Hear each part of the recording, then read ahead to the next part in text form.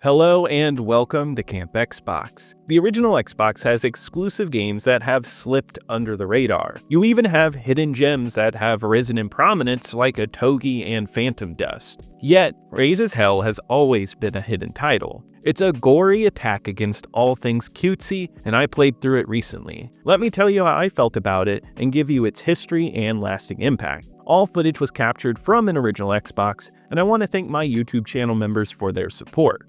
But let's go ahead and hop into the history of this one.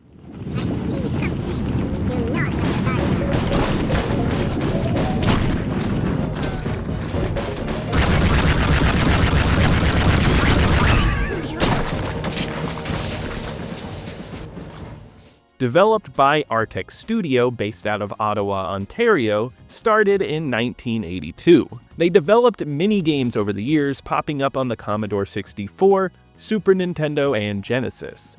As the 90s turned into the 2000s, Artec started a lot of work on licensed games, working on those PC and PS1 versions of hit game shows like Jeopardy! And Wheel of Fortune that are in thrift stores everywhere. They'd also work on children's property games like Tonka and Playhouse Disney. In an interview with GameSpot, a producer for Raze's Hell, Rick Banks, said that the development started in 2002, saying the inspiration came from great reactions after they made a cute game with the play test ability to light cute characters on fire. No specific game was mentioned, but from what I can deduce, looking at what came out that year with cute characters, I believe Hello Kitty Cutie World had to be the game where playtesters were lighting cute characters on fire. This was when Raze's Hell was born, a game where you could kill all things cute in the most brutal way possible. Those 3 years would build up an Xbox exclusive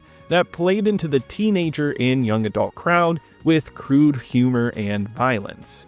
The story of the cute Kewletts was developed over that time, and the idea that they would be evil was helped by Mike Keogh, who did the sound design for this game, who personally did half of the 6,000 lines recorded for these lovable but awful little guys. On April 21st, 2005, Raze's Hell would hit shelves only for the Xbox. Majesco published it, and it would get a European release in February of the following year. I remember this game and seeing the trailer for it on a demo disc around 2005. I loved shows like South Park at the time, so this piqued my interest. However, I didn't get this one till later in life. I've played it before and I remember enjoying it, but I took a deeper dive into it this time to dig into how I really feel about it. Let me tell you how I felt, starting with the plot. What's happening in news, Max? Well, Maya, Operation Fresh Hope, the expansion into the provinces, couldn't be going any better. Negotiators are on the scene working out all the details. Local residents seem overjoyed by our boys' arrival. Everything is as right as rain. Oh, sorry, I know you don't... The game is the story of Raze, an alien who lived a peaceful life. On the same planet resides a race called the Kewletts, and this group kept to themselves mostly, but once they reached out into the expanse, they didn't like what they saw. They considered creatures like Raze as ugly, and thus decided to wipe them off the face of the planet. The Kewletts are far more advanced, they have helicopters and guns and easily wipe out these creatures. Yet when Raze finds an ancient artifact, which the leader of the Kewletts are looking for, he takes the fight back to them and raises a resistance force and kills the Kewletts however he can. The themes are fun and playful in this game for when the Kewletts destroy the land, taking out the land in front of them. This directly contradicts Raze, who uses plants as ammo and feels natural. It's a fight to preserve the world versus industrialization, and it's deeper than you would think this game would be. Though I wouldn't say it's groundbreaking because it does have an edginess that is so ever-present and so mid-2000s. Just the fact that you kill cute things with blood and screams everywhere makes it feel like cute characters like the Teletubbies or Barney personally slighted the game developers. It's funny enough and has a nice energy not to make it hard to watch, especially when shown against how awful the Kewletts are. I'd say that Raze doesn't have much character, and none of the other creatures like him do, aside from the conniving winged creature that leads you through the plot. The Kewletts are what hold this plot together and make it as fun as it is. They have some wicked voice lines that are hardly repeated and have insane over-the-top cutscenes. It makes each cutscene, even if it's a little lowbrow, still have a bit of fun to make you want to move on. It reminds me so much of the plot of Conquer. The deeper themes of industrialization make this a bit more thoughtful than just a Saturday morning cartoon killer game as well. This plot is surprisingly well done and fun here. When this project is done, I'm gonna buy me one of them condos.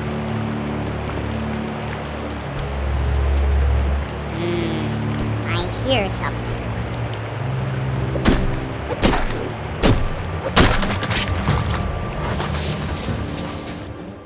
Raze's Hell is played from a third-person view. You use ancient gauntlets to shoot the enemy and go from level to level. Generally, the objective is reaching one end of the battlefield to the other, but sometimes you'll grab things or defend an objective.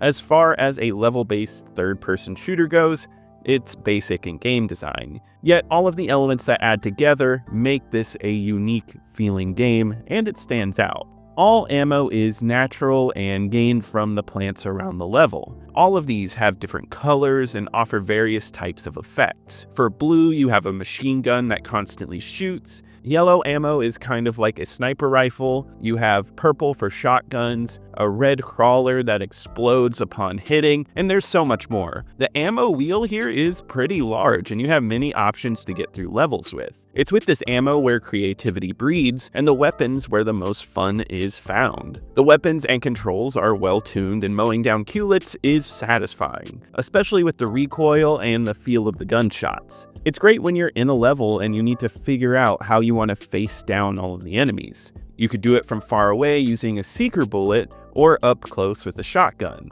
You get that choice as long as you have been preserving ammo. Killing these guys at this moment feels good, and mix that with Raze's ability to roll around for speed, and you have something unique.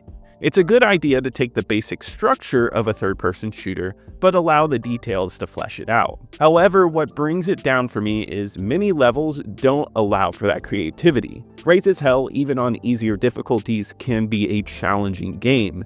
As you get later into the game, you'll be faced with copious amounts of enemies in one location, all shooting at you. Your health empties fast, and the only way to heal is sucking up the gore of your fallen enemies. So you have to kill to stay alive. It's a circle that doesn't work well when there's tons of enemies depleting your health over what you can heal.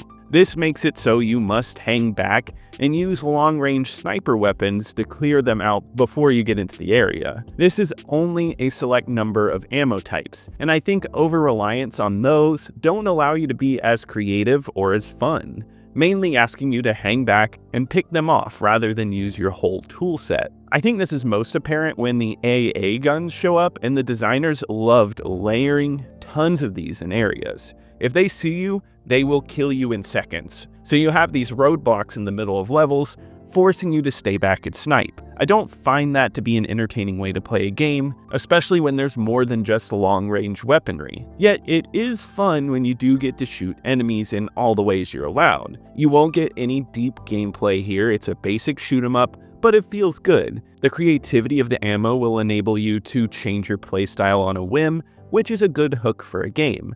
It's fun overall, but by the end of it, I felt I was a bit worn down by too much hanging back and wanted more in-your-face levels. On top of the story mode, this game has some nice additional modes. There's a simple survival mode where waves of enemies come at you and you survive. It's simple but fun. There's also stealth levels where you must make it to the end of patrols without getting caught. There's not a lot of these levels, but I'd say it's a good little addition. The real star of the additional modes is golf. This mode gives you a giant golf ball and you hit it into the hole of these huge courses. You use your different ammo to try to make it in as little hits as possible. I sucked at this, but it was fun. I think a lot of creativity went into putting something like this in this game, and it shows off the physics engine. It's also surprisingly fleshed out because each course has a voiceover guide with it. It was a neat surprise that did help amp up the content. It made this fun little game feel a lot larger.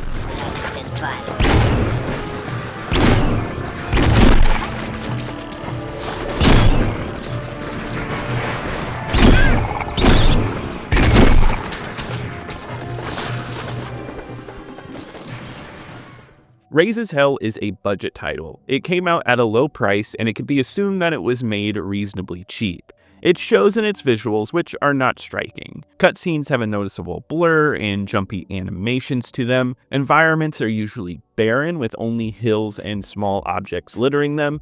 If you're looking for an Xbox game meant to impress, this one's not that impressive, though it does support 480p, so that's a nice touch.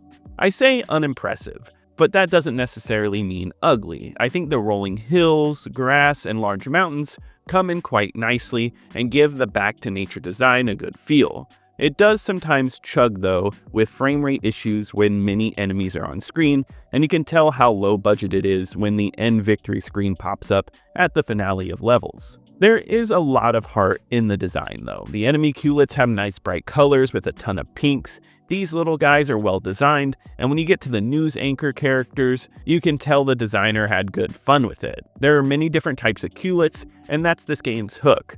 Without these designs, the game wouldn't have worked. Luckily, these guys stand out so much that it makes it shine, along with the bloody, gory messes they leave behind when they die.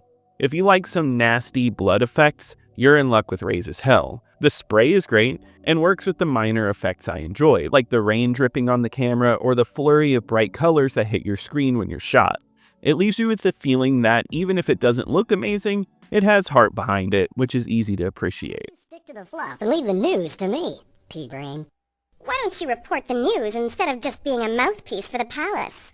You better watch your mouth, Missy. If our ratings weren't so good, I'd report your treasonous comments to the princess herself.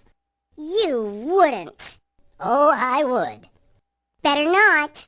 Then put a lid on it, biatch. The princess needs our support right now. She's wise and just and good and...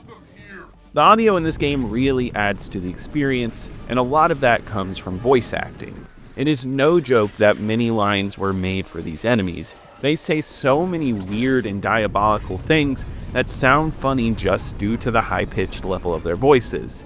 Something about the lines of "I'm too cute to die" wouldn't be that funny if they didn't have these distorted voices. It's honestly not the funniest thing in the world. I wasn't laughing out loud, but it does have character. It brings to life the enemies you fight against, and it makes it more than just shooting at random enemies. You are shooting at these weird and awful creatures, and it's a little funny too. The voice acting from them, your guide, and the news anchors are surprisingly well done. I felt like it would mostly be crude mid-2000s humor, which it kind of is, but I can't say I didn't enjoy it. The sound effects are well done too. I love the sound of Raze rolling around. It's loud and feels like you're just pounding the ground. The sound of ammo is well done, with a squelchy sound that sounds like it came out of the earth instead of normal gunfire. Honestly though, I felt the music was a little lackluster. It's not exceptional, but it's not awful either. It pops up with some synths, but it's never quite catchy. It opts to fit into the background and never really stands out. Even though the cheapness of the experience kinda makes it noticeable, the music just wasn't that interesting, but all the other sounds are well done. Raze's Hell supported Xbox Live upon launch, and Insignia, the Xbox Live replacement program, supports this one. So in early January, I got with my Discord and the Insignia community, and we had a game night. Thank you to everyone who showed up and played, as well as everyone in the live chat. I appreciate it, and it was a blast. Be sure to join the Discord, the link is in the description, where we actually did a vote on what we were going to play. But seriously, this multiplayer took a game I enjoyed and increased it a little bit. The third-person shooting works well in multiplayer. Taking down enemies with a mix of weapons was satisfying, and the large arenas were fun to play in. It was remarkable how in the King of the Hill mode, others were getting the hang of certain weapons that would work best in the mode, setting up explosive traps for those who tried to come up the hill towards them. And also in the deathmatch mode where people were setting up charged sniper shots when you came into view. For me though, the show-stopping game mode was soccer. Like golf, there's a giant ball in the middle of a field and two teams face off against each other to get in the goal. This back and forth with the wonky physics of the ball was excellent. Something about killing others and getting the proper hit to go in felt like someone in the chat said, "We have Rocket League at home." Not that that's a bad thing at all. The multiplayer was fun, and I felt the gameplay lent itself to a good time online. If you have Insignia, it's worth checking out. Overall, Raze's Hell has some issues. Its visuals aren't perfect, and the gameplay sometimes relies on making a creative element not that creative, yet this game has a heart to it that makes it stand out. The characters are fun, the ammo system is great, and killing these little Kewletts is an excellent hook to a game. A while ago, I made a video calling this game a hidden gem, which I still stick to. It's imperfect but really fun, and I think some of you will be able to look over these imperfections and find something that you really enjoy. Raze's Hell is a solid and entertaining release. On my ranking list of original Xbox games out of the 102 games I've reviewed on the channel, this one goes in at number 50. I put it above The Hobbit because I feel like the gameplay has more unique elements and it's easier to go back to, but I put Extreme Skate over this one because of similar reasons. I just think Extreme Skate is far more replayable.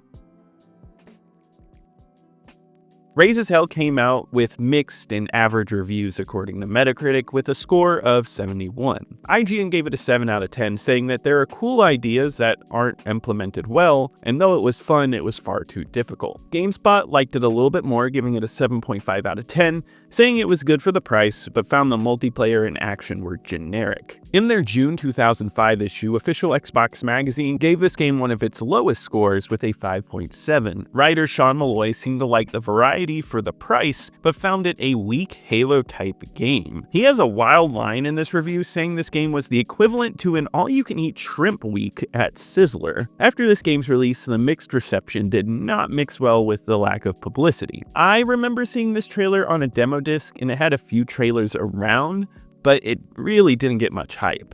According to VG charts, this game only moved a few thousand copies and was quickly forgotten.